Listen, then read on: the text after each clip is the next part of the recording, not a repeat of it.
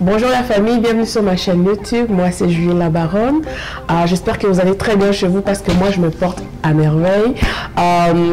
Aujourd'hui je suis venue avec un sujet vraiment très important, un sujet qui est basé sur les questions qu'on me pose parce que je vis en Israël et les gens me posent la plupart des fois des questions de savoir comment ça se passe ici.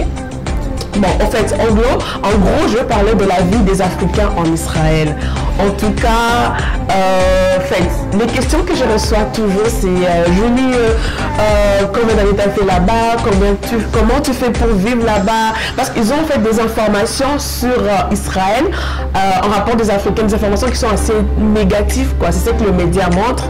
Bon, aujourd'hui, je suis là pour vous dire des côtés positifs et les côtés négatifs. Bon, en général, la façon dont les Africains vivent ici, les difficultés qu'ils rencontrent et les avantages aussi qu'ils rencontrent, quoi. Bon, si c'est la première fois que tu passes par ici et que tu tombes sur une de mes vidéos et que tu es vraiment intéressé parce qu'ici on parle de lifestyle, on parle du beauty, on parle de beaucoup de sujets sur ma chaîne. Aime et partage, commente, abonne-toi et active la cloche de notification pour ne pas manquer les prochaines vidéos, pour que tu sois connecté, pour que tu sois au top. Et pour les anciennes, merci beaucoup de m'avoir fait confiance. Je vous aime tellement. Pour commencer, pour tout Africain qui planifie ou qui croit, qui sent qu'il peut venir en Israël, d'abord, c'est pas vraiment facile.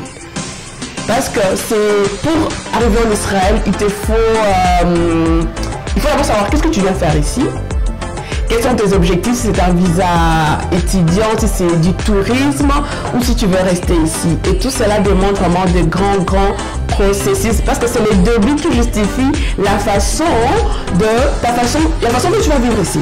C'est ton début que justifie. Tes objectifs que tu veux faire et ce que tu veux devenir et la raison qui t'amène ici, c'est qui va justifier tout alors ton séjour ici en Israël.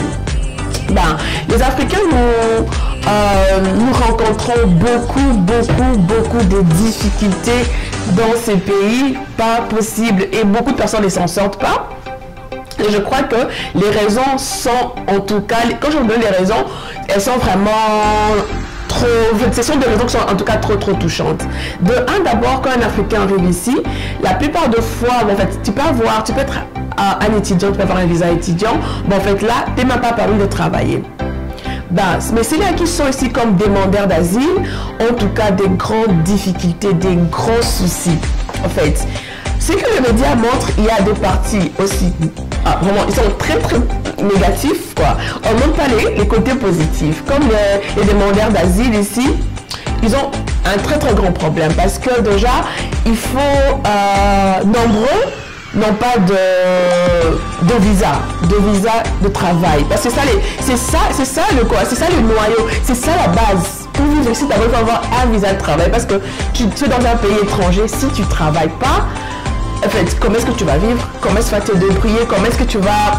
tu peux rien faire d'aussi important, quoi. Le visa de travail te permet de travailler. Parce que quand on donne un visa de travail ici, il y a plusieurs catégories de visa. Mais le visa de travail, c'est un B1 qui te permet de travailler partout, tout le genre de travail que tu peux faire, quoi. Il n'y a pas de restrictions de travail. Tu peux tout faire. Mais quand tu n'as pas ce visa-là, ça devient en tout cas très difficile.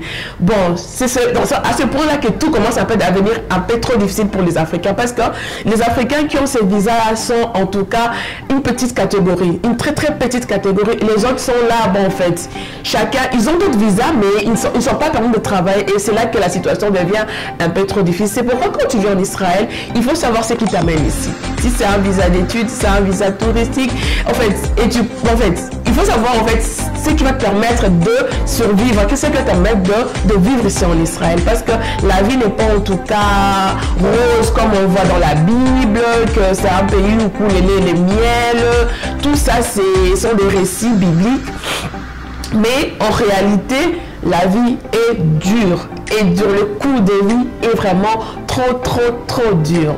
dès que tu arrives en Israël, la première chose, il faut aller t'enregistrer, te présenter au service d'immigration. Faut pas chercher à vivre clandestinement parce que là, c'est de la catastrophe. Si tu t'enregistres au service d'immigration et que tu es un demandeur d'asile, il y a tout un processus qu'il faut pour que tu sois reconnu en Israël, pour que tu aies un visa quoi, qui te permet de rester ici au lieu de vivre dans la clandestinité. Parce que je sais qu'il y a d'autres personnes qui arrivent ici et qui cherchent à vivre dans la clandestinité. Ils subissent ça parce que ça vient avec... au niveau du travail, ils subissent beaucoup de choses parce qu'ils seront, en fait, tellement qu'ils n'ont pas de permis de travail, ils seront obligés de prendre n'importe quoi. N'importe quel salaire, en fait, ils seront en train de vivoter quoi. C'est pourquoi quand tu arrives au début, d'abord, la première chose, c'est présente-toi au service de l'immigration. Enregistre-toi, fais-toi connaître. Et si possible, il faut prendre un avocat. C'est la première chose des choses qu'il faut faire. La première chose, viens dans ta poche avec de l'argent pour payer un avocat. Parce que si un avocat ici, c'est pas en tout cas... ça coûte quoi. Ça coûte. Prendre un avocat, ça coûte. Prendre un avocat, ça coûte en Israël. Donc, quand tu arrives ici, présente-toi au service de l'immigration, prends un avocat pour ton dossier et pour qu'en tout cas tu sois sûr que ça va... Tu vas arriver à un résultat. Ça peut être positif, les résultats, et ça peut être aussi négatif, parce que je ne te promets pas que quand tu viendras ici et que tu as un avocat, ça sera tout à fait... tu auras un résultat qui soit positif. So, la deuxième étape que tu faut faire, c'est apprendre la langue. Ça, c'est une grande erreur, une très très grande erreur que les gens font ici. Quand on arrive, on ne se met pas à apprendre la langue. Parce que quand tu arrives quelque part, la première des choses qu'il faut faire, c'est d'apprendre la langue, c'est de t'intégrer. Et l'intégration commence par quoi? Par apprendre la langue. Apprendre la langue de là où tu vas. Parce que déjà, quand tu arrives quelque part et qui d'abord, comme en Israël, leur alphabet est totalement différent de ce qu'on a dit. Moi, en tout cas, c'était un peu comme la magie. Leur langue, la même chose. Tu te retrouves pas, en fait. Mais quand tu... En fait, moi, je vous dis les erreurs. Ce que je vous dis ici, ce sont des choses que je voudrais que vous les faites, parce que moi, c'est une chose que j'ai, en fait, comme au niveau de la langue, c'est une chose que j'ai vraiment assez négligée, quoi. Et j'ai des raisons, je vous dirai mes raisons plus tard, parce qu'on aura une série de vidéos à faire, on va parler en tout cas de la vie d'ici. Aujourd'hui, on parle d'abord du travail, la fois prochaine, on va parler de comment est-ce qu'il y a l'éducation en Israël, de la santé. On a beaucoup de sujets sur l'intégration. En tout cas, on a beaucoup de sujets à vous dire, parce que je vois que beaucoup de personnes viennent ici, elles ne sont pas vraiment préparées, ils viennent et ils se mettent directement, ils sont des étapes quoi, et au final, là devant, ils sont bloqués quoi. Et pourtant, s'ils avaient d'autres plans pour vivre ici, pour vraiment s'installer, ils ont besoin d'un processus. Il y a un processus à faire. Même si ce n'est pas toujours facile, mais il y a des gens qui y parviennent. Quand tu arrives, après que tu t'es déjà enregistré au service de l'immigration, que tu as déjà pris un avocat, la deuxième étape, c'est d'apprendre la langue. Il faut aller à l'Ulpan. C'est là où on apprend la langue hébraïque. C'est très très important parce que ici en Israël, l'hébreu se parle en fait, je vais dire à 90%. L'anglais, tu entres dans d'autres entreprises, en fait, c'est tu entres plus les Russes et l'arabe quoi. Même si l'arabe tu trouves pas ça trop, mais tu trouveras beaucoup plus l'hébreu ou les Russes. Et l'anglais c'est, en fait, tu n'en trouveras pas vraiment. Et si tu trouves quelqu'un qui parle vraiment anglais dans des services, mais en fait, moi ça je parle, quand je parle l'anglais, c'est quand tu parles dans les niveaux administratifs, c'est pas vraiment chaque fois que tu trouves quelqu'un qui parle anglais. Non. Et là déjà c'est déjà un grand blocage. Tu n'auras pas à t'exprimer comme tu veux. Tu n'auras pas les informations que tu veux parce que tu ne comprends pas la langue. Comme tu arrives ici après la première étape, en tout cas, cherche à connaître, à apprendre l'hébreu. Si ton avocat parvient à convaincre que tu peux avoir un permis de travail, là, tu es lancé tu te lances dans le milieu professionnel. En fait, une autre chose, just remember, quand tu arrives en Israël, si tu as été un docteur si tu as été un ingénieur en tout cas, il faut oublier. tous tes postes, tous tes papiers, tous tes diplômes n'ont pas en tout cas de valeur ici. Si tu étais un médecin, si tu étais une infirmière, un infirmier, en fait, ici, quand tu arrives à l'aéroport de Ben Gurion et tu te dis que tu es en Israël, il faut oublier tous tes diplômes, quoi. À moins que tu sois venu de l'Afrique avec une offre d'emploi déjà, qui est une entreprise qui t'est employée, qui t'est employée de l'Afrique. Et quand tu viens ici, tes diplômes en tout cas ont de la valeur. Mais si tu mets tes pieds ici, sans tout ça, en tout cas, dis-toi que tu dois recommencer ta vie à zéro et il faut être prêt à le faire parce que tu n'as pas de choix. Tu n'as pas de choix. Je vous assure en tout cas qu'ici, il n'y a pas d'autre option. Il n'y a pas de choix. Ton diplôme ne vaut en tout cas rien. Si tu veux les remettre à niveau, ça veut dire que tu vas à l'université, tu recommences à zéro. Ici, il n'y a pas qu'on te donne 6 mois, on te donne une année pour toi. Non, non, non, non, non. Tu vas encore à l'université, tu recommences à zéro. Et qui a ce courage de le faire? Qui aura tous ces temps-là? So, quand tu arrives ici et que tu as déjà un permis de travail, tu connais déjà la langue, c'est un très très grand pas pour toi. Je peux dire que c'est à 50% pour toi que, en fait, je ne veux pas dire que tu as réussi ou quoi, mais au niveau de l'intégration, tu as beaucoup plus de chances que la personne qui est venue et qui n'a pas pu avoir un permis de travail et qui n'a pas appris l'hébreu et qui se lance dans les milieux professionnels. Ici, les SMIG est à peu près 29 shekels par heure, qui font, je crois, 8 dollars par heure. Et ça, c'est en tout cas quand tu as un travail où, en fait, on paye juste le SMIG. Mais quand tu n'as pas de permis de travail et que tu tombes sur quelqu'un qui est de mauvaise foi, il peut aller même en dessous de ça. Déjà d'un côté, ça te fragilise, quoi. Tu deviens en fait, comme tu es clandestin, tu te dis ok, pour vivre en tout cas, je vais me débrouiller, je vais vivre avec. Et pourtant pour ceux-là qui ne sont pas, qui ont des permis de travail, ça va même au-delà. Ça va au-delà, même ça peut être presque le double même de ça. Ça peut être même le double de ça parce qu'ils sont permis de travailler, ils peuvent travailler tous les travaux de leur choix, quoi. C'est pourquoi quand on arrive ici, c'est très important de se faire enregistrer, d'apprendre la langue et si possible prendre un avocat au fait pour ton permis de travail parce que tu peux pas vivre quelque part sans d'abord apprendre la langue et sans autorisation, quoi. Il faut que tu sois là, que tu payes tes taxes, que tu montres que ta présence est là parce qu'en payant ces taxes, on contribue au développement de ce pays-là et quand tu auras à faire beaucoup de choses dans le futur pour, en fait, je veux dire, en fait, si tu veux aller au-delà du permis de travail pour un Todaz, l'identité israélienne qu'on te donne, on fait allusion à toutes ces choses-là. Si tu as contribué, comment tu as été, en fait, il y a beaucoup, en fait, ce sera aussi un autre sujet. Il y a beaucoup à dire aussi sur ça. En fait, c'est très très important d'avoir l'autorisation de travail dans ces pays. C'est très très important au lieu de vivre comme un infiltré, quoi. L'autre point que je voudrais signaler, quand tu as un permis de travail, il faudra que tu saches au moins quoi faire avec ce permis-là. Parce qu'il y a beaucoup d'options dans ces pays.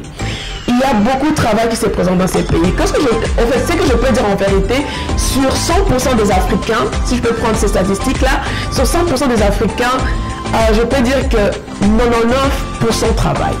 99% ont du travail. Mais ça dépend de quel travail maintenant. Ça dépend de... En fait, c'est tout le monde... Ici, en fait, quand tu peux arriver en Israël aujourd'hui, si tu as ton permis aujourd'hui, demain, tu vas trouver quoi faire. Tu vas trouver du travail. C'est ça encore l'avantage qu'il y a dans ce pays. Il est ouvert, il est fermé en même moment. Pourquoi je dis qu'il est ouvert et il est fermé en même temps? Parce qu'il y a du travail, en fait, comme moi par exemple, c'est un exemple qui m'a vraiment choqué,